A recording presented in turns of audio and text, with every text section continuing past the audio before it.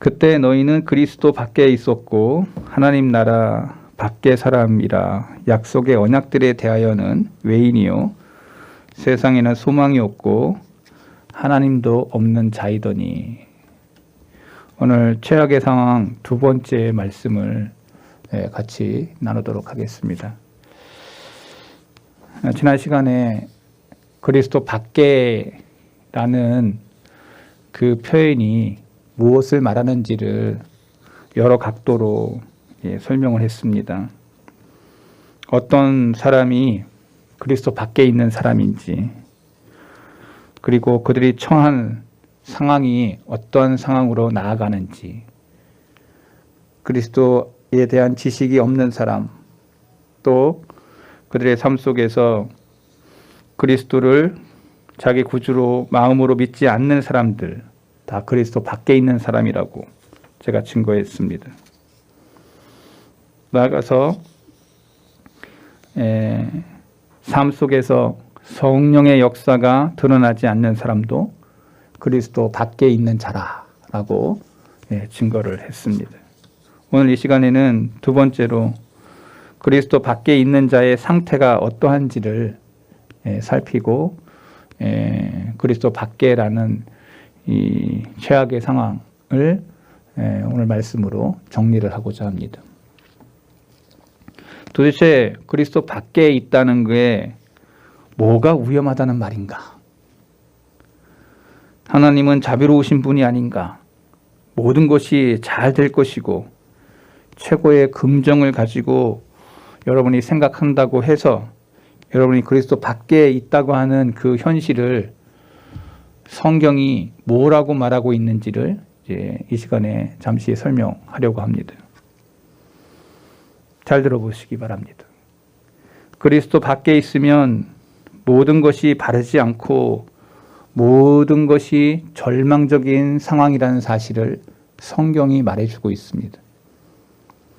첫 번째로 그리스도 밖에서는 하나님이 없는 상태를 말하는 것입니다. 하나님이 없다 함은 무법천지의 삶이 그들에게 펼쳐진다는 것입니다. 법이 없기에 하나님이 안 계시기 때문에 그들은 자기의 마음대로 삶을 살아가는 것입니다. 죄를 지어도 아주 험악한 죄를 짓습니다. 여러분 세상 보세요. 사람이 사람을 죽이는데 전혀 죄의식을 느끼지 않습니다. 얼마나 무서운 사람들이 일어나는지 모릅니다. 지존파.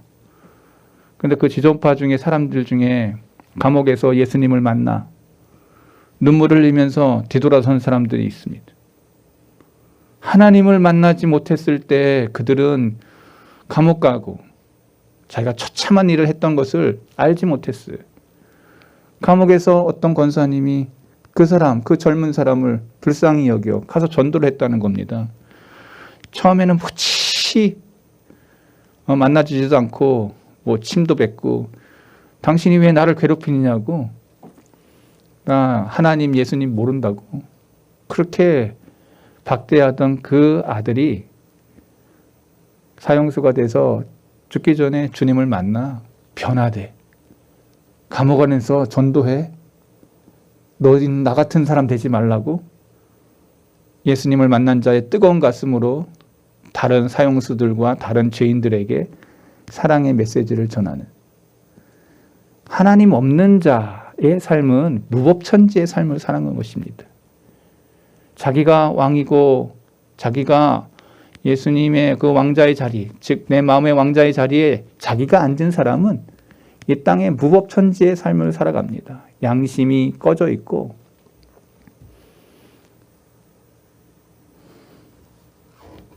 하나님이 없기 때문에 그런 것이죠. 사도 바울은 에베소 교인들에게 아주 분명한 어조로 말을 했습니다. 그때 너희는 그리스도 밖에 있었고 하나님이 없는 자다.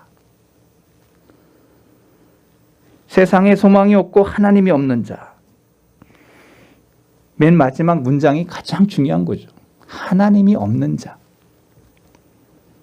하나님을 가장 순결하고 거룩하고 영광스럽고 영적인 분으로 알지 못하는 사람은 하나님에 대해 아주 조급한 이해를 가지고 있는 거예요. 이 말을 다른 말로 하면 인간 본성의 타락과 죄악과 더러움을 보지 못한 사람이라는 말입니다. 한마디로 소경이라는 거죠. 이런 벌레 같은 인간이 어떻게 거룩한 하나님께 가면서 위로를 기대할 수 있겠습니까? 어떻게 확신을 가지고 두려움 없이 하나님 앞에 나아갈 수 있다는 말입니까? 절대 갈 수가 없는 거예요. 어떻게 공포와 겁에 질리지 않고 하나님을 대면하고 하나님께 이야기하며 하나님과 함께 거하기를 기대할 수 있겠습니까? 하나님 없이 삶을 살아갔던 자의 마지막에 그렇게 할 수 있겠느냐는 겁니다. 성경을 보세요. 하나님과 사람 사이에 중보자 예수 그리스도가 있다고 성경은 이야기합니다. 구약의 성경의 전체 이야기가 뭐냐? 오실 메시아. 신약의 전체 메시지가 뭐냐?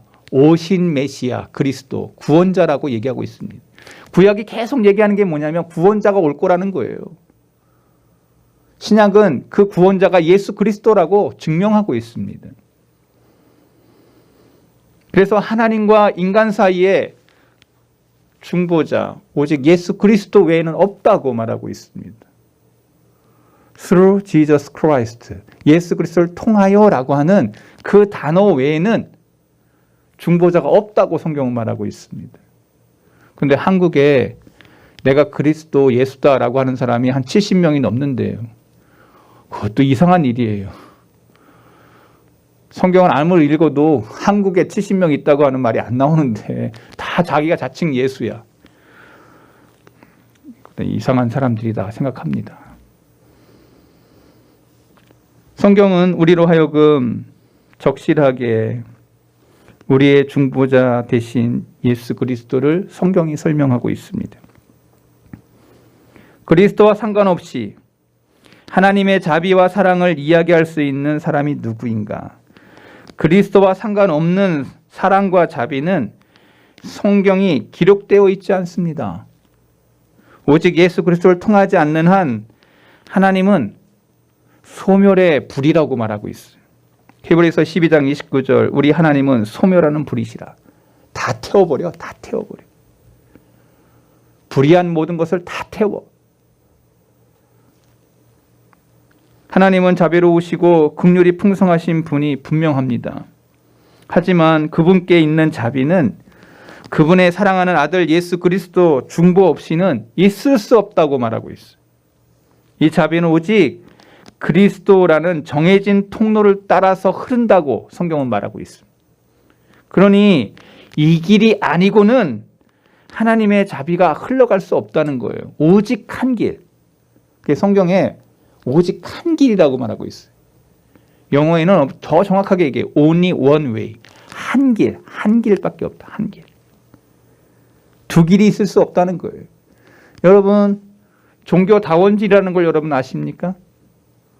불교의 부처를 믿고 마호메트를 믿고 정상으로 올라가면 다 만난다는 거예요. 여러분, 성경은 그렇게 써 있지 않습니다. 오직 예수 그리스도를 통해서만이 하나님 앞에 간다고 성경이 기록하고 있습니다. 저와 여러분이 가장 좋은 신앙은 성경대로 믿는 신앙이라고 제가 12년 동안 외쳤던 것 같습니다. 동일합니다.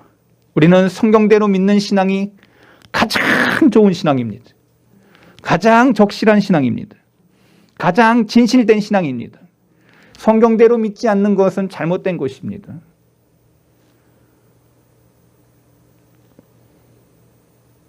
서울 갈 때 길 하나밖에 없냐?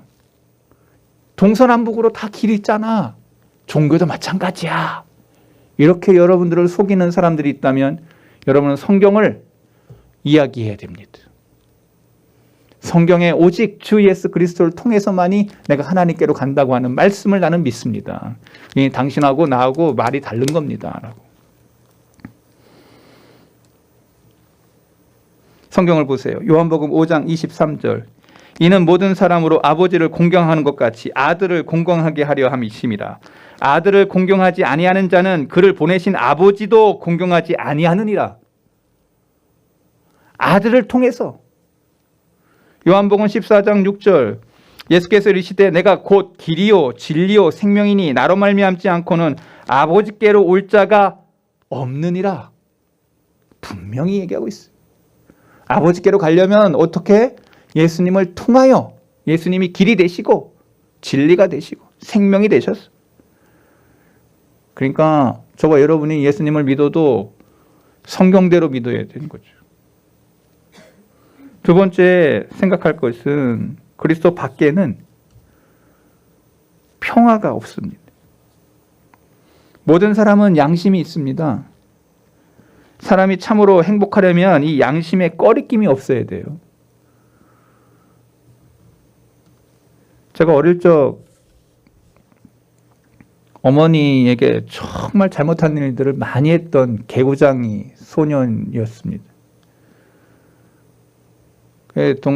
집 교회 앞에, 교회가 아니고 학교 앞에 늘 오락실이 있었어요. 문방구 앞에 조그맣게 이렇게 전자 뭐 이렇게 해서 그때 당시에 이름이 겔라거 뭐 이런 거였는데 그 앞에 그게 그렇게 하고 싶어가지고 그 오락실을 가고 싶은 거예요.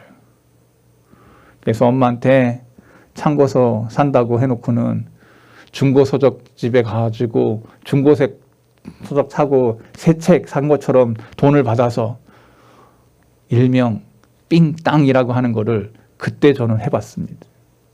이렇게 하니까 우리 성도들 중에 한 사람이 불손한 눈으로 우리 목사님 정말 땡땡이었네 막 이렇게 비난받아 마땅합니다. 제가 그랬어요. 그리고 그 돈으로 열심히 그걸 했습니다. 즐겼습니다. 기뻤죠. 하는 동시까지는 좋았어요. 집에 오는데 슬슬 그 헌 참고서를 들고 집에 가서 엄마 앞에 보여주면서 참고서 사왔습니다 라고 할 때 내 마음에 심장이 쿵탕쿵탕 거립니다. 양심에 꺼리낌이 생긴 거야. 어머니가 다 보시고는 새 책이 아니야. 새 책은 벌써 새 책 냄새가 나지 않습니까? 근데 어머니가 묻지 않으세요. 묻지 않으세요. 그러니까 더 무서워. 더 무서워. 그래서 무릎 꿇고 얘기했습니다. 어머니, 내가 사실은요 하고 눈물을 펑펑 흘리니까 그래 얼마를 썼고 얼마 했습니다 하고 정산하고 난 다음에 우리 어머니가 야 너가 죄졌다고 하니까 가져와. 회초리 그날 오지게 받았습니다. 근데 맞고 나니까 마음이 어떻게 시원한지 양심의 가책이 사라진 거죠. 대가를 치르는 겁니다. 죄에 대한 대가를 치르는 거예요. 아마 나와 같은 경험들 여러분 다 있을 겁니다. 아마 안 했다면 정말 멋진 인생이고 어머니 아버지 앞에 그렇게 안 한 사람은 없을 거예요. 아마 거짓말 하나 거짓말 안 한 사람 없을 거예요. 그러나 양심에 걸려. 양심. 사람이 참으로 행복하려면 이 양심에 꺼리낌이 없어야 돼요. 양심이 거의 죽어있는 사람들이 너무 많습니다. 양심이 없기 때문에 사기를 하고 속이고 이루 말할 수 없는 그러한 파렴치한 일들이 벌어지는 겁니다. 그런데 예수님을 만나고 나서 양심이 깨어납니다. 사람은 이전에 지은 죄악과 현재의 실패와 그리고 임박한 심판을 이 양심을 통해서 보게 됩니다. 자기에게 내적인 안식을 가져다 줄 무엇인가 필요하다는 것을 알게 됩니다. 그렇다면 어떻게 이 내적 안식을 얻을 수 있냐?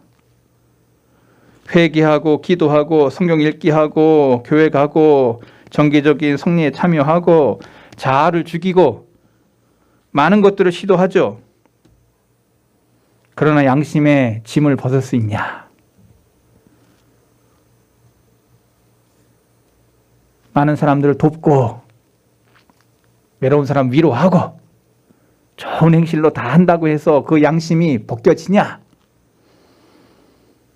아닙니다. 한 가지.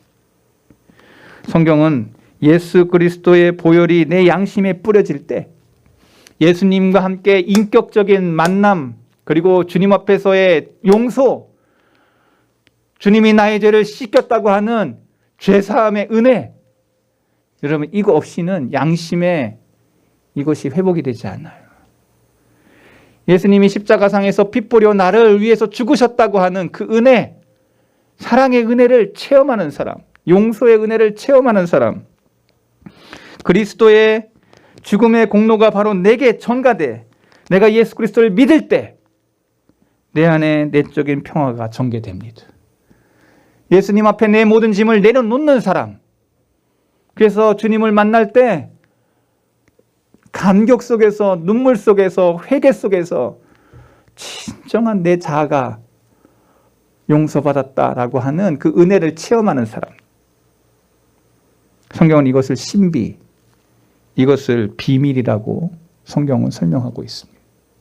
저와 여러분들이 이 땅을 살아가면서 그렇게 주님과의 인격적인 그런 만남들이 있었을 거라고 저는 믿습니다. 그래서 눈물 콧물 흘리면서 내가 죄인 중에 죄인, 상죄인, 괴수 중에 괴수, 상죄수, 내가 그런 사람이었습니다 하고 눈물 흘리면서 뒤돌아선 사람들이 저와 여러분들인 거예요. 혹시 여기 앉아있는 성도들 가운데, 우리 가정 가운데서 예배 드리면서 제가 말씀드렸던 이거 없이 주님을 만난 사람들 있을까요? 인격적인 주님과의 만남이 있을 때 나타나는 감정은 눈물, 콧물 흘리면서 뒤돌아선 사람들이라는 거예요. 내 지적으로 지었던 거, 내 감정적으로, 내 의지적으로 지었던 그런 모든 것들이 주님의 십자가 앞에서 다 내려놓고 뒤집어진 사람들이라는 거예요. 이것만이 모든 양심의 갈망을 채우고, 이것만이 모든 고소와 비난을 막아서고, 이것만이 모든 두려움을 잠재우는, 성경 어디 써 있어? 저는 늘 성경을 제시합니다. 요한복음 16장 33절, 이것을 너희에게 이르는 것은 너희로 내 안에 평안을 누리게 하려 함이라. 세상에서는 너희가 환난을 당하나 담대하라, 내가 세상을 이기었노라. 에베소서 2장 13절, 이제는 전에 멀리 있던 너희가 그리스도 예수 안에서 그리스도의 피로 가까워졌느니라. 그는 우리의 화평이신지라. 둘로 하나를 만드사 원수된 것 곧 중간에 막힌 담을 자기의 육체로 허시고. 로마서 5장 1절, 그러므로 우리가 믿음으로 의롭다 하심을 받았으니 우리 주 예수 그리스도로 말미암아 하나님과 화평을 누리자. 예수님을 통해서 화평을 누리는 겁니다. 우리의 막힌 담을 허신 분이 예수님이라고 말하고 있습니다. 하나님과 나 사이에 막힌 담이 있었는데 그것을 예수님이 허셨다라고 말하고 있습니다. 바로 그리스도의 십자가 보혈로 우리는 평화를 누리는 것입니다. 여러분, 예수님을 믿을 때, 하나님을 믿을 때 성경대로 믿어야 돼요. 여러분, 우리가 잘 아는 것처럼 나답과 아비후가 불을 잘못 가지고 다른 불을 불렀을 때 어떤 일이 벌어졌습니까?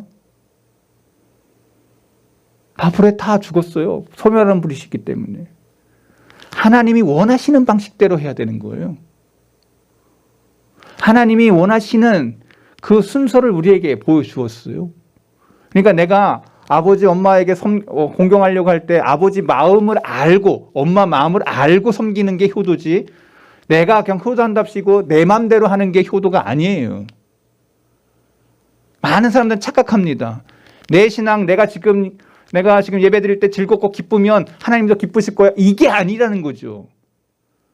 하나님이 원하시는 방식의 예배를 드릴 때 그게 진짜 거죠. 성경이 그걸 말하고 있어요. 그런데 많은 예배자들이 어떻게 하냐면 내가 은혜를 받았어. 그럼 하나님도 기뻐하실 거야 라는 방식의 예배자들이 많아요. 아닙니다. 그건 틀린 것입니다. 하나님이 받으실 예배가 뭐냐? 거기에 포커스가 있는 거예요. 내가 기쁘다고 예배 잘 드린다, 이거 아니에요. 많은 사람들이 거기서 밀려나가 있습니다. 바로 그리스도의 십자가 보혈로 우리는 평화를 누리고 이 평화를 깊은 광맥이요 항상 흘러넘치는 강물이요. 그리스도 밖에는 평화가 없다고 성경은 말하고 있습니다.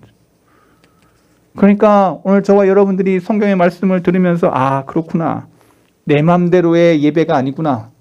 하나님이 기뻐하시는 예배가 뭔지를 성경을 통해서 바로 직시할 수 있어야 돼요. 그리스도 밖에 또 하나 있다는 것은 소망이 없다는 거예요. 그 사람에게 소망이 없어요. 모든 사람이 나름대로 이런저런 소망을 가지고 삽니다. 다 여러분들 소망 가지고 살아요. 가정 안에서 자식들 안에서 다 소망을 봅니다. 아, 제가 이렇게 했으면 좋겠다라고 하는 소망. 남편을 향해서 또 소망을 합니다. 다 소망해요. 자식을 보면서 소망하고 친구들 보면서 소망합니다. 자기 영혼에 대해 아무 바람도 없고 담대하게 말할 수 있는 사람은 아무도 없어요. 자기가 자기를 소망하고 설명을 하죠. 그 소망의 기초를 보여줄 수 있는 사람은 매우 적습니다. 질병에 시달리거나 임종을 맞이할 때 자기를 구원해 주지 못하고 아무 위로도 주지 못하는 것으로 그 소망하는 것이 보여지지 않는 자들의 절망을 여러분 보신 적이 있습니까? 저는 목사로 살면서 정말 제가 실망했던 적이 몇 번 있었습니다. 평생 신앙생활하고 교회생활을 했는데 마지막 죽음이 임박한 한 권사님이 떨면서 임종 가운데 믿음 없는 이야기를 할 때 제가 얼마나 낙심됐는지 몰라요. 한평생 교회 생활을 했는데 주님을 몰라. 한평생 같이 예배 드렸는데 주님을 몰라. 겉으로는 교회 생활했지만 속으로는 진짜 교인이 아니었던 거예요. 진짜 성도가 아니었던 거예요. 하나님이 나의 구원자, 예수 그리스도가 나의 중보자, 나의 구원자, 성령님의 인도함을 받는 그러한 진실된 성도가 아니었던 거예요. 목사는 피눈물 납니다. 교회 생활을 했지만 믿음의 돌이킬 마지막 중금의 순간에서 그때 요한복음 3장 16절 하나님이 세상을 이처럼 사랑하사 독생자를 주셨으니 이는 저를 믿는 자마다 멸망치 않고 영생을 얻게 하려 하심이라. 다시 이 예수님이 당신의 구원자입니다라고. 다시 우리 성도계 교우들 가운데 혹여 죽음의 순간이 가까웠을 때 그와 같은 자들 한 사람도 없기를 바랍니다. 믿음의 고백이 있고 신앙의 고백이 있고 정말 하나님 사랑한 흔적이 있고 주님을 따르는 흔적이 있는 믿음의 진짜 백이, 진짜 하나님의 사람들, 두려움 없이 천성을 향해 나아가는 그러한 믿음의 고백자들이 우리 성도계 우리 귀한 종들 되기를 바랍니다.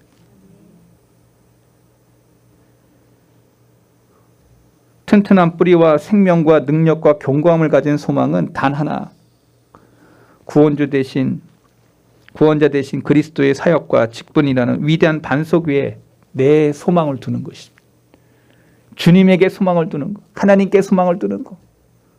성경은 얘기해요. 주님이 말씀하셨어요. 너희는 먼저 그의 나라와 그의 의를 구하라. 그리하면 이 모든 것을 너희에게 더하시리라. 여러분, 하나님을 소유한 자, 하나님을 붙잡고 나아가는 자들에게는 하나님이 모든 것 되세요. 여러분, 이 땅 가운데 신앙생활 하다가 정말 힘들고 어려울 때 돈으로 인한 시험, 사람으로 인한 시험 다 해가지고 여러분이 가장 나락에 있다고 고민할 때 세상 사람은 다 여러분을 부인하고 반대할지라도 하나님이 여러분 것이라면, 하나님 앞에 붙들림 바 됐다면, 성경 얘기하고 있잖아요. 부자와 나사로 가운데 나사로가 아브라함의 품에 가 있고 부자는 이 땅에서 다 누렸지만 지옥 아랫목에 앉아 있는 모습을 성경은 그려주고 있습니다.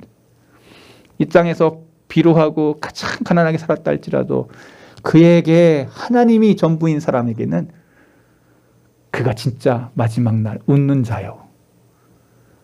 우리 한국 사람들 그런 말 하잖아요. 진짜 마지막에 웃는 사람이 승리자라고, 승리자. 이 땅에서 그렇게 잘 못 살아도 하나님이 나의 모든 것 되십니다 하고 따라갔던 자들의 마지막이 어떠한지를 성경은 이야기하고 있어요. 뭐가 더 잘 산 거예요? 뭐가 더 멋진 거예요? 이 소망은 성경은 이야기합니다. 실제적이며 이 소망은 우리가 곧 만질 수 있는 것이고 이 소망은 모든 필요를 채워주며 이 소망을 찾고 찾으라. 이 소망은 결코 우리를 실망시키지 않는다. 그 소망이 누구냐? 그리스도 안에 있는 자라. 그리스도 밖에 있는 자는 이것을 체험하지 못하는 거죠. 그러니 아무 소망이 없어요. 그때 너희는 그리스도 밖에 있었고 이스라엘 나라의 사람이 나라 밖의 사람이라 약속의 언약들에 대하여 외인이요 세상에서 소망이 없고. 그리스도 밖에 있다는 건 세상에 소망이 없는 사람입니다. 그리스도 밖에 희망과 소망이 없어요. 오늘 마지막 하나 더 하고 말씀 마칩니다. 그리스도 밖에는 천국이 없습니다. 이건 단순한 천국에 들어갈 수 없다는 말이 아니에요. 그리스도 밖에 있는 사람은 천국에서조차 행복할 수 없다는 거죠. 주님 밖에 있는 사람이 천국에 결코 갈 수가 없겠죠. 자기 자신이 천국에 있을 만한 마땅한 권리와 자격이 없다고 느낄 겁니다. 여러분, 자격과 권리라는 게 뭐죠? 여러분, 그 왜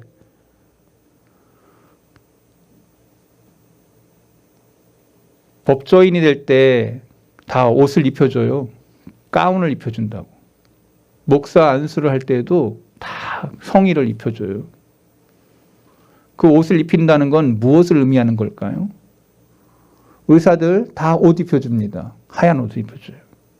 간호사들 다 옷을 입혀줘요. 생명과 관련된, 그리고 공평과 정의와 관련된 이러한 사람들은 다 옷을 입혀줘요. 그 옷의 의미가 뭔지 아십니까? 거기에 대한 권리와 자격이 부여된다는 거예요. 담대함과 확신, 마음의 안정과 꿈, 순결하고 거룩한 천사들과 순전하고 거룩한 하나님의 목전에서 그리스도 밖에 있는 사람이 천국에 와 있다면 고개를 들 수 없을 것입니다. 너무 수치스럽고 당혹스러워할 것입니다. 천국에 대한 모든 참된 이해의 본질을 알지 못한 사람이 그곳에 있다면 성경은 이야기합니다. 다 하얀 옷 입고 있는데 혼자 까만 옷 입고 있어 봐봐. 어떤 일이 벌어지겠습니까? 잔치집의 주인이 성경에서 이야기합니다. 다 잔치집에 옷을 입으라고 그 옷을 줬어. 근데 다른 사람이 자기는 자기 옷이 필요하다고 자기 옷을 입고 딱 들어왔어요. 성경은 이야기합니다. 그를 내쫓아 이를 갈미 있으리라. 여러분, 하나님을 믿는 사람들은 다 똑같은 옷을 입어요. 예수 그리스도의 옷을 입는 것입니다. 예수님의 옷을 입은 사람들은 어떤 모습이냐?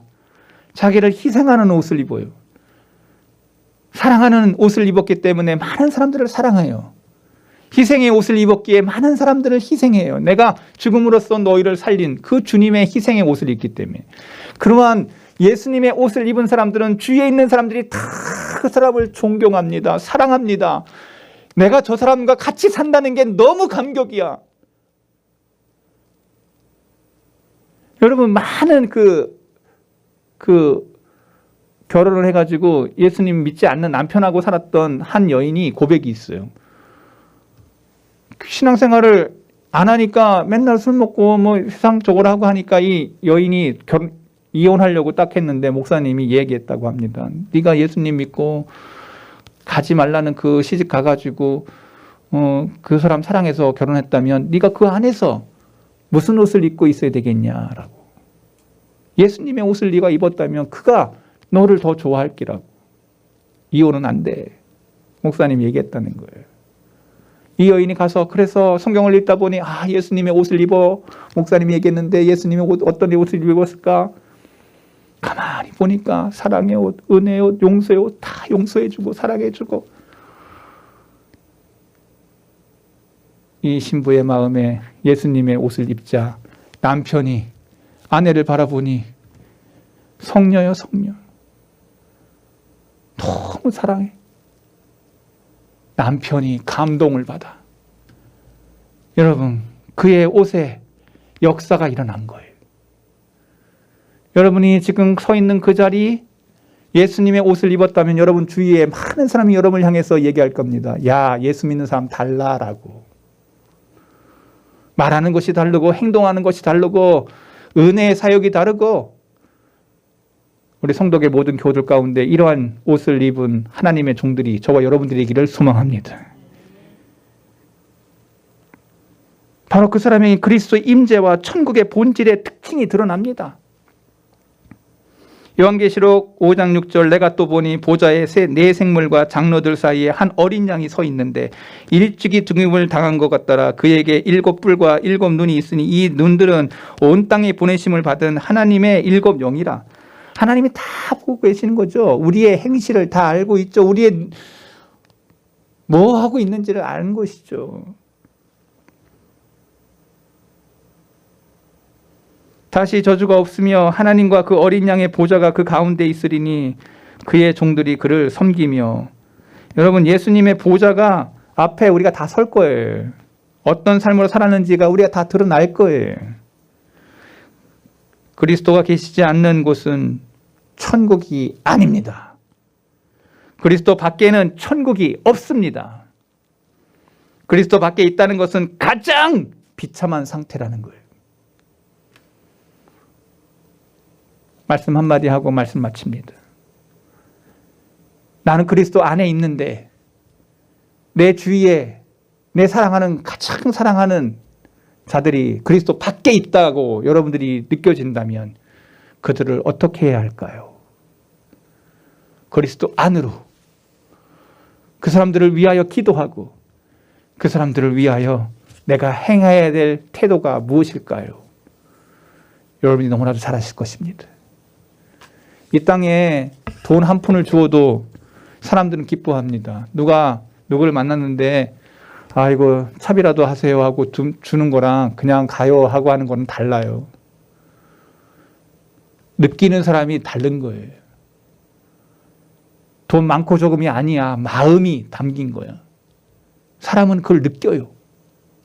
하물며 천국에 대한 소망이 있고 내가 가장 귀한 예수님을 알고 천국에 대한 소망을 갖고 내가 당장 죽어도 천국 가는데 이전에 가장 가까이 있는 사람들이 천국을 없다면 여러분들은 어떤 사람입니까? 그때 그 사람들이 원망하고 불평하지 않겠어요?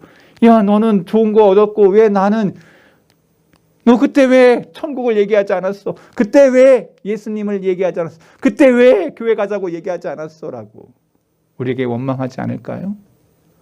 그때 너는 가장 좋은 것 알면서도 우리에게 말하지 않았느냐고. 여러분, 우리 가장 가까이 있는 사람들, 여러분의 눈에, 영안의 눈이 열려서 바라보고 그들을 위해서 기도하는 그런 아름다운 종들이 저와 여러분들이 있기를 소망합니다. 여러분의 피부치가, 여러분의 가장 친한 친구가, 여러분의 가장 가까이 있는 이웃들이 그 불구덩이 가운데 있지 아니하도록 여러분의 손을 펴 하나님의 귀한 도구로 쓰임받는 거룩한 종들이 오늘 저와 여러분 되기를 바랍니다. 거룩하신 하나님 아버지,